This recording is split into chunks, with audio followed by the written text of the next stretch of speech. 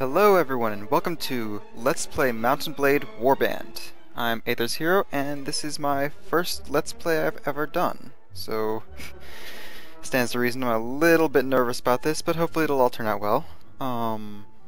Just been doing a couple test videos. I was actually introduced to this game through another Let's Player, Jeff Major, or 1F Jeff. I watched his videos and then I bought the game for myself because I really thought I'd enjoy it, and I have so far. And I was going to do a new playthrough and I figured I might as well record it because I've wanted to do Let's Plays for a while. So here we are now. Let's go to the options and show those. Just some general stuff. Automatic block direction because I'm not very good at this game. Attack direction controlled by mouse movement. Lens control automatic because I have no idea what the manual ones do. Oh, and in case you haven't figured out by now, I'm not very good at this game. I'm decent, but not good. I set everything to normal and average because normally I play on easy, but I figured I might as well bump the difficulty up this time. And just some other various things, so I guess we're ready to get going. I'll try to explain some of the game as we go through for people who haven't played it or watched someone else play it. Start a new game. And we're loading. Hopefully these won't take too long because my computer isn't the best around, and I'm honestly surprised I can play this game and record at the same time, but it's worked so far. I hope this doesn't mess up the recording. I've never actually... all my tests were done through custom battle. I haven't done anything through the actual game. Alright, here we go. Welcome, adventurer, to Mount&Blade Warband. Before beginning the game, you must create your character. Remember that in the traditional medieval society depicted in the game, war and politics are usually dominated by male members of the nobility. That does not, however, mean that you should not choose to play a female character or one who is not of noble birth. Male nobles may have a somewhat easier start, but women and commoners contain all the same goals, and in fact may have a much more interesting, if more challenging, early game. That is true. My first character I ever played was going to be female until I found out that I couldn't own land. Or at least I thought I couldn't, turns out I could, so I started playing a male. This time I'm going to play a female character, just because I want to. You were born years ago in a land far away. Your father was an impoverished noble. I know that all these options do different things. I haven't taken the time to look them up. I'm just going to choose what I think looks good and fits the playstyle I'm going to be going for. You came into the world a daughter of declining nobility, owning only the house in which they lived. However, despite your family's hardships, they afforded you a good education and trained you from childhood for the rigors of aristocracy and life at court. You started to learn about the world almost as soon as you could walk and talk. You spent your early life as... I don't know. A craftsman apprentice. As a girl growing out of childhood, you apprenticed with a local craftsman to learn a trade. After years of hard work and study under your new master, he promoted you to journeyman and employed you as a fully paid craftsman for as long as you wished to stay. Then, as a young adult, life changed as it always does. You became a university student. Craftsman University. Who knew? The distinction felt sudden to you. Somewhere along the way you had become a woman, and the whole world seemed to change around you. You found yourself as a student in the university of one of the great cities, where you studied theology, philosophy, and medicine. But not all of your lessons were learned in the lecture halls. You may or may not have joined in with your fellows as they roamed the alleys in search of wine, women, and a good fight. I don't think... who knows. However, you certainly were able to observe how a broken jaw is set, or how an angry townsman can be persuaded to set down his club and accept cash compensation for the destruction of his shop. Sounds like we were a bit of a troublemaker.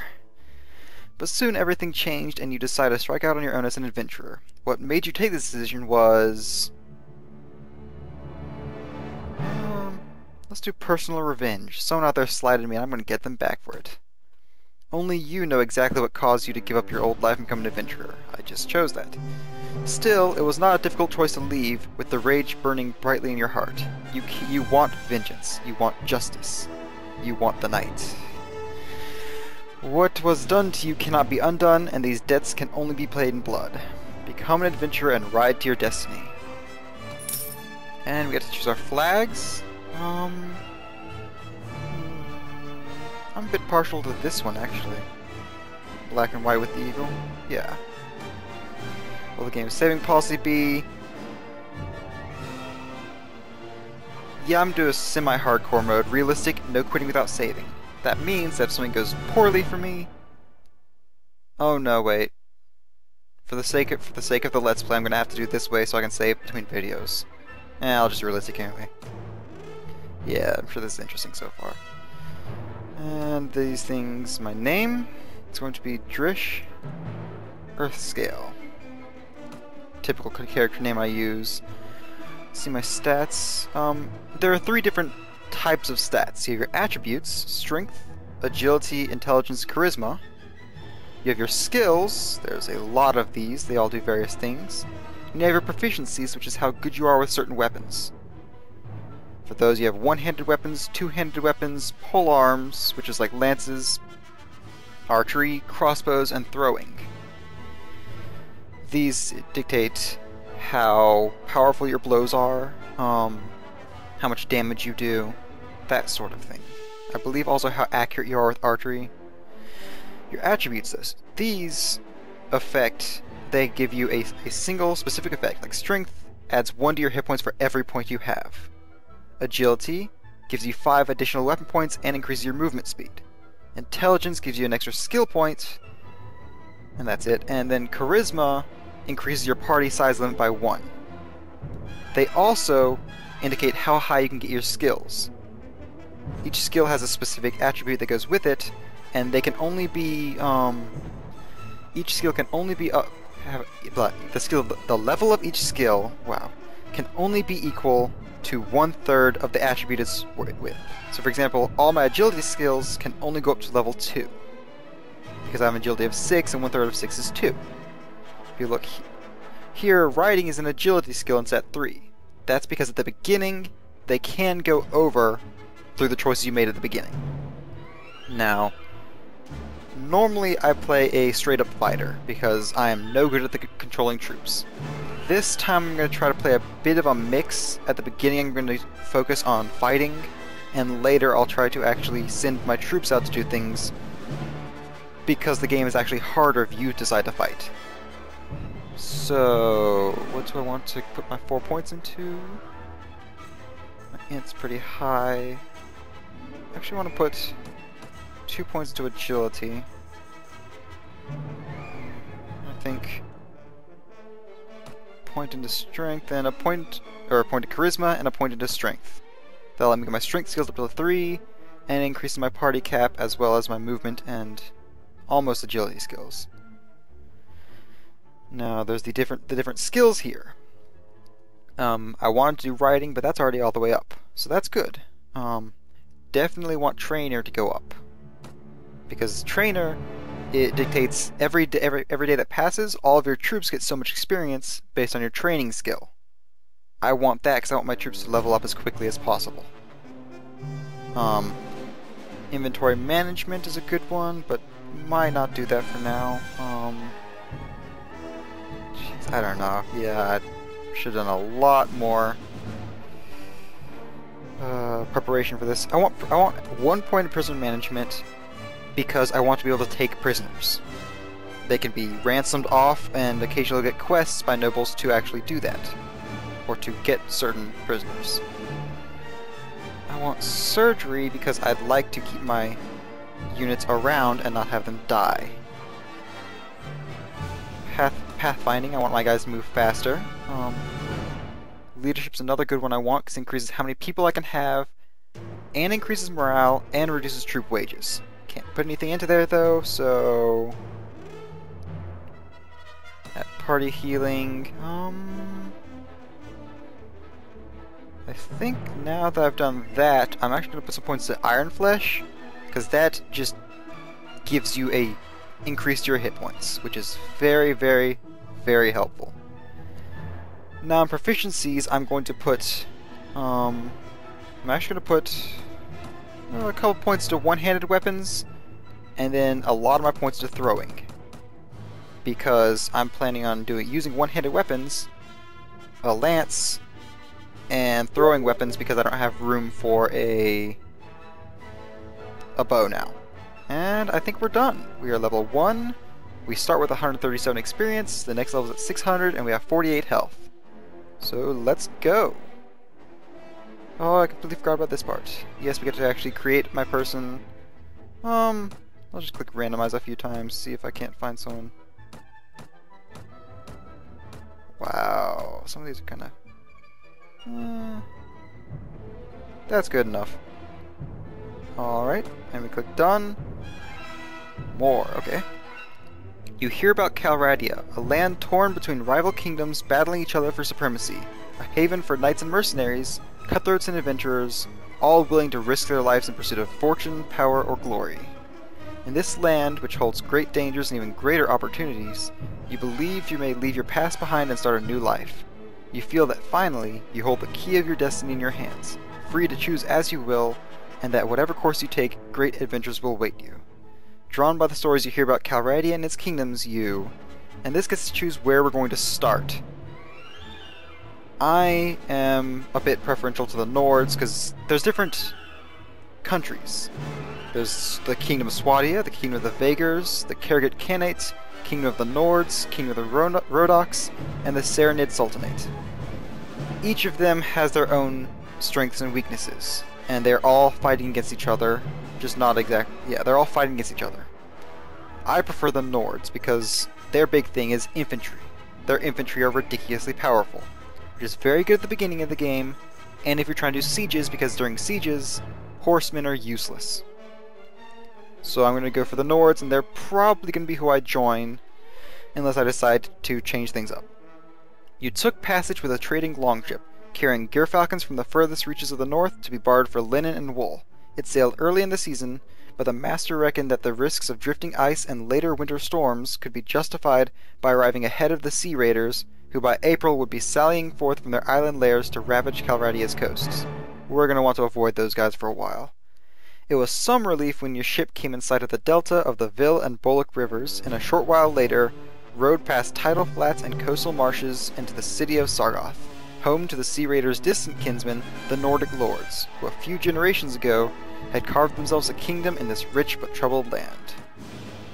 You are exhausted by the time you find the inn in Sargoth and fall asleep quickly.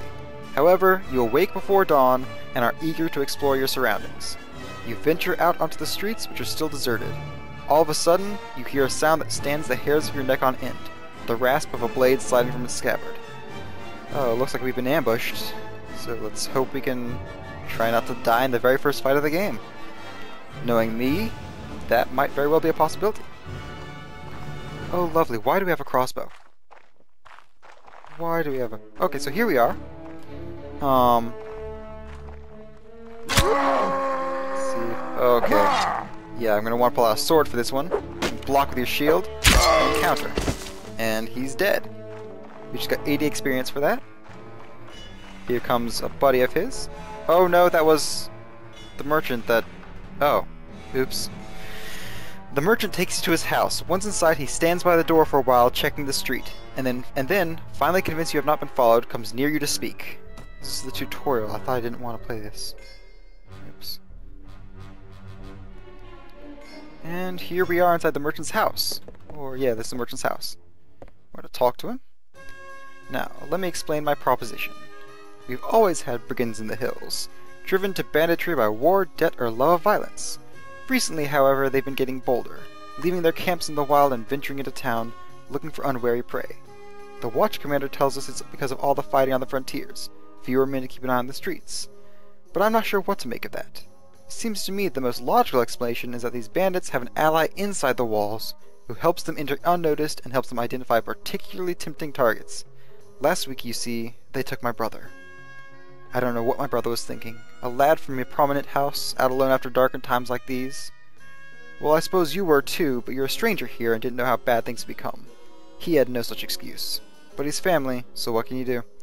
If you don't protect your kin, then people will start thinking that you can't protect your investments either, and I can't have that. No doubt the gang will soon send word about a ransom, but I don't care to pay it. So here's my proposition.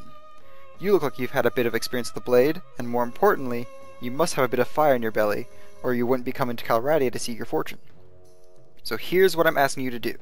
Gather a small party, track down these bandits to their lair, teach them a lesson they won't forget, and get my brother back safe. In return, you'll earn my lasting gratitude and a bit of silver. What do you say? I'm interested. I want to help this guy. get a little silver star, it's always nice. You won't be able to do this by yourself, though. If you try to take on the whole gang single-handedly, the hunter will become the hunted, I'll warrant. You'll first want to round up a group of volunteers. There's always a few lad in the villages around here looking for a bit of work that's more interesting than tilling the soil or hauling water.